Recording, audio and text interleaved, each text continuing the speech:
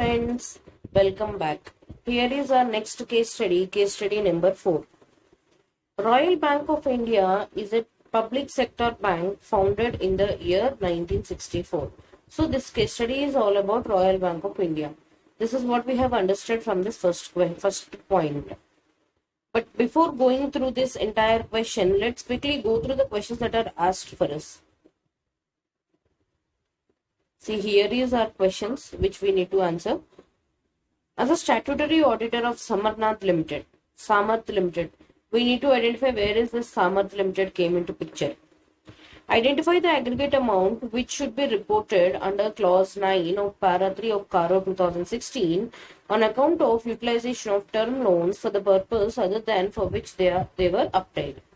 So what we have understood from this question is Samarth Limited has acquired some term loan from the bank, but it has misutilized the funds. So we need to identify to what extent it has misutilized its funds. In the second question, as an audit manager of the firm, advise which advance shall be classified as NPA, non-performing assets. So we understood that there are two loans that were given to Mr. X and Mr. Y, out of which should be treated as an NPA has to be identified. And then the third question, state whether the concept of rotation of auditors will be applicable to Samarth Limited. So we should identify whether rotation of auditors is applicable to Samarth Limited or not. And the next question, based on the above data, state whether Royal General Insurance Company has maintained adequate solvency margin under section 64 VA of Insurance Act 1938. If no, state whether the further action will be taken. What kind of further action has to be taken, that has to be informed. And the next question, whether the acting of Mr. P as survivor and loss assessor is in the violation of clause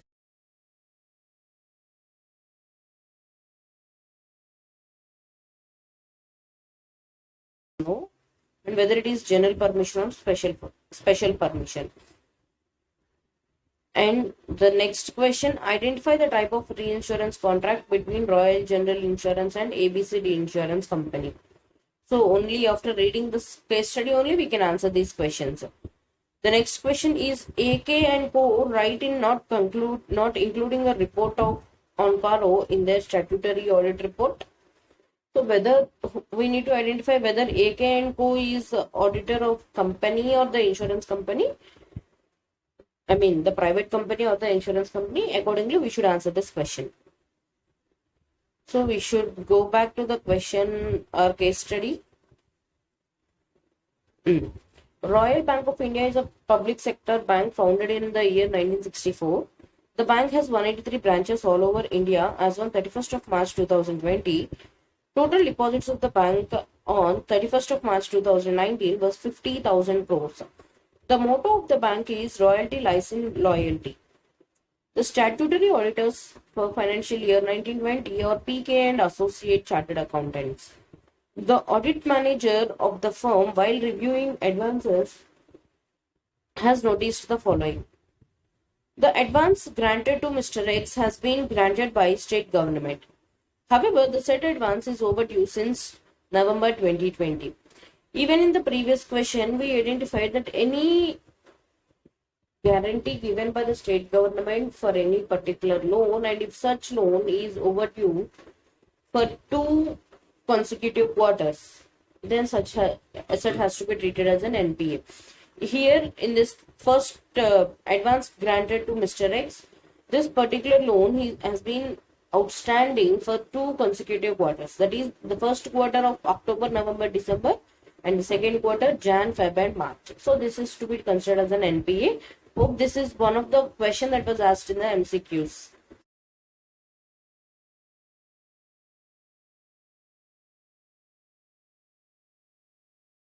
In 2020, the ad hoc limit of account of Mr. Y has not been reviewed, even though 120 days of date of ad hoc sanction was over.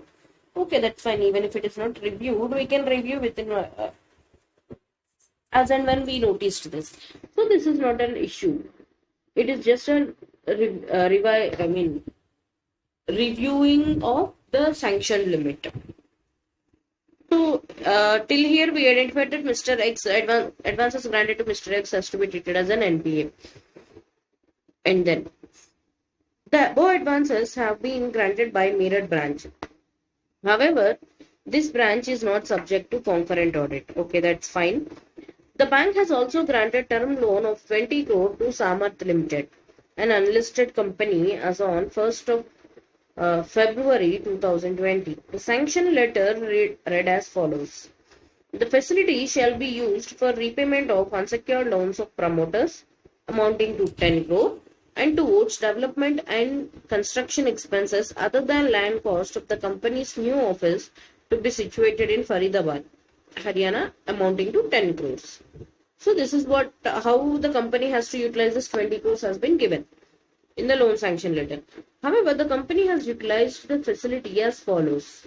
Land purchased for new office 4 crores, development and construction expenses of new office 11 crore, repayment of unsecured loans of promoters 3 crores, investment in fixed deposit 2 crores. That is temporarily. Here what happened? Company has misutilized the funds. It means it has not utilized for the purpose it has been taken. So this has to be reported under clause 9 of CARO 2016. But what is the amount that the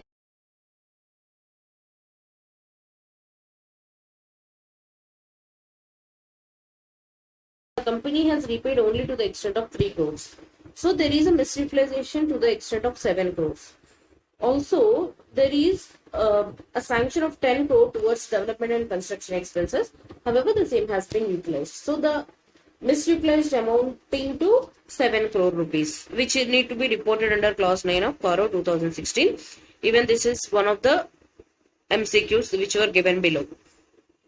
Company's total borrowings from all banks as on 31st of March 2020 is 60 crore rupees.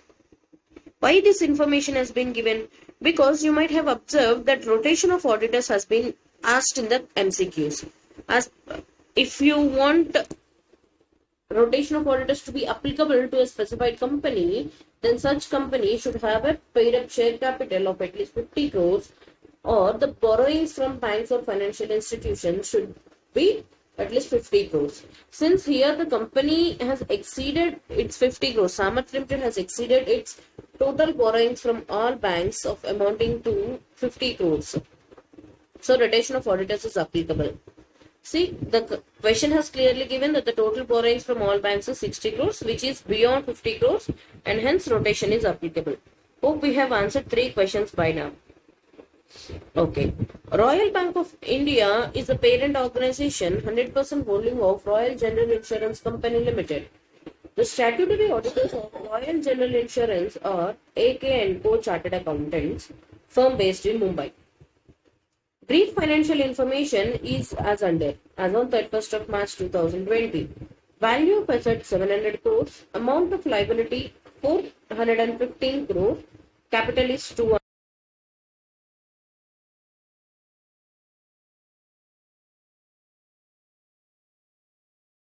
Asked in this 7 questions which are asked based on this case study. See here, the value of assets is more than the value of liability, and hence this particular insurance company, which is our Royal General Insurance Company, is maintaining its solvency position, and hence whatever the question that was asked is yes, this particular insurance company is maintaining the solvency margin as per the Insurance Act.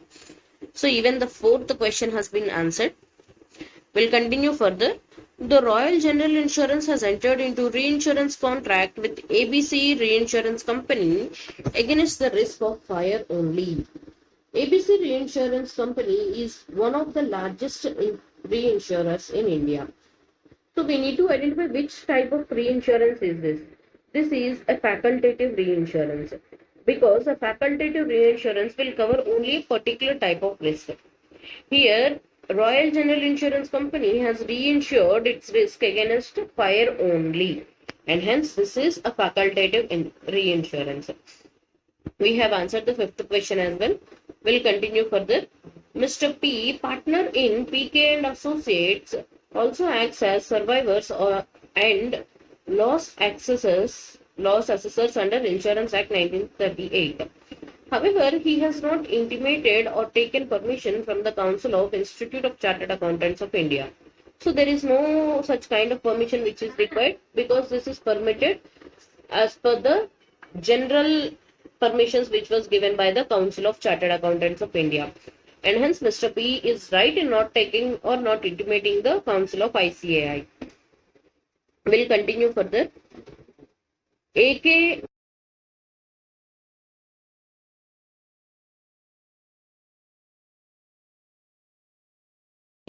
for Royal General Insurance Company. Okay, that's fine, because Paro is not applicable for insurance companies, banking companies and all, and hence this is okay. This is fine. Now we'll go through the questions again and we'll finalize our answers. Question number 1, 4.1. As statutory auditor of Samarth Limited, identify the aggregate amount which shall be reported under clause 9 of para 3 of Paro 2016 on account of unutilization of term loans for the purpose other than for which they were obtained.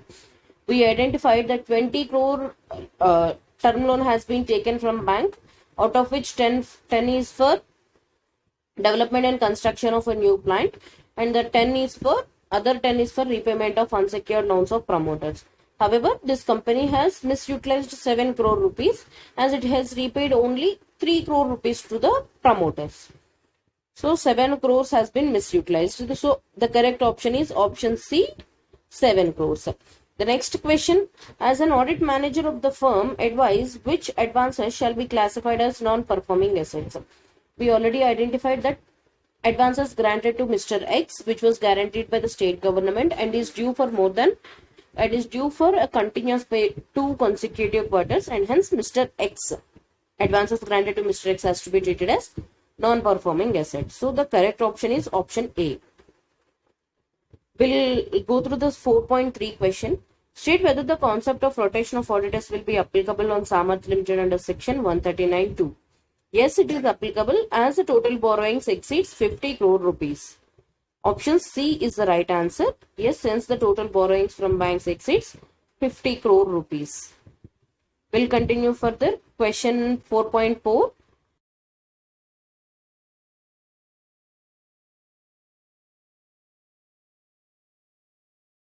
Insurance Act. Yes, it has maintained. Solvency margin has been maintained, therefore no action is required to be taken. So option A is the correct answer. All these things we have discussed while going through the case study. Hope you are getting my point. And the next question, 4.5. Whether the acting of Mr. P as survivor and loss assessor is in the violation of clause 11 part 1 of first schedule. No, it is not violation. It is a general permission from the government has been granted. Only in case of specific permission, you need to intimate the ICAI and take the permission. In case of general permissions, there is no such requirement of informing and getting the permission. And hence, this particular question, the answer would be option B, no, as general permission from the council has been granted. We'll go further. 4.6. Identify the type of reinsurance contract between Royal General Insurance and the ABC Reinsurance Company. While going through the question, we identified that risk from fire only has been reinsured, and hence this is a facultative reinsurance. But still, I want to make you clear about the other types of insurances which were given in here. Option A is treaty insurance. Treaty insurance is a kind of reinsurance where all types of risks has been reinsured. But in this question, only a risk of fire has been reinsured, and hence it is facultative reinsurance. What is this proportional and non-proportional treaty reinsurance? This is like a fixed percentage of the risk will be reinsured. Here, a Royal General Insurance Company has reinsured its entire risk from fire, and hence this is not a proportional or a non-proportional treaty insurance. This is a completely facultative.